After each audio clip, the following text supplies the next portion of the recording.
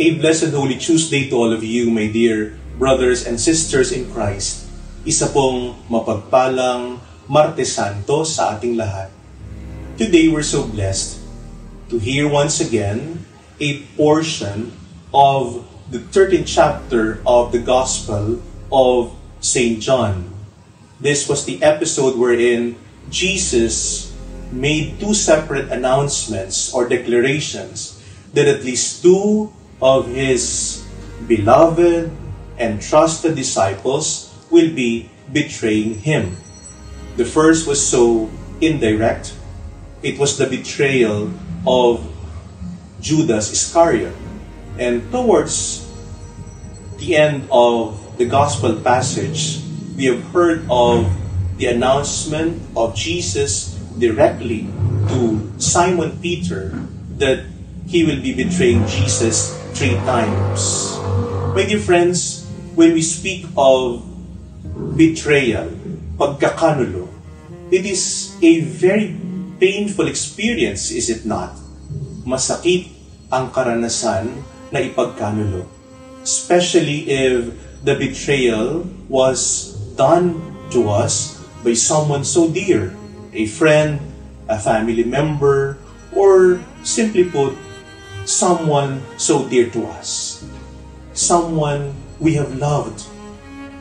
Isang masakit at mapait na karanasan ang ipagkanulo, lalo na ng mga taong lubos nating minamahal. My dear friends, on this Holy Tuesday, the Gospel for today is inviting us to look deeply into ourselves and prayerfully revisit those many experiences of betrayal that we have experienced in life.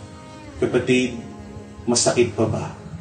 Kapatid, nandun pa rin ba ang pait dulot ng mga pagkakanulong ito? Do you still feel the pain?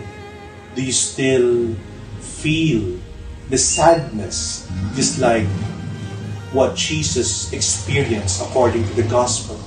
At the beginning of the passage, we have heard how Jesus was so deeply saddened, probably because of the impending betrayals that will be done by 2 of his disciples.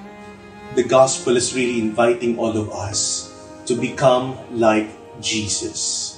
Tularan natin si Jesus.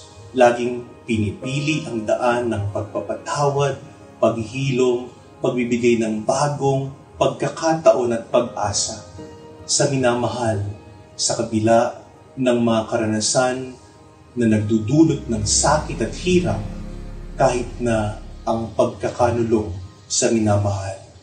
May we all become like Jesus, always choosing the path of forgiveness, always giving chances, and becoming hopeful people like Jesus.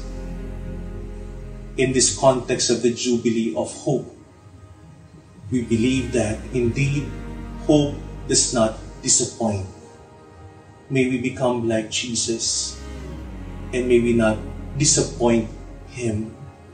May we just choose each day, with the help of His grace, we beg for His mercy, so that we become channels of grace like Him, channels of hope and reconciliation.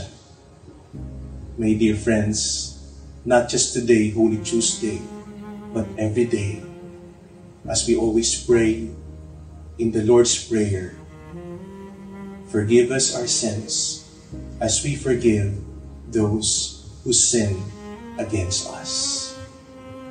Amen.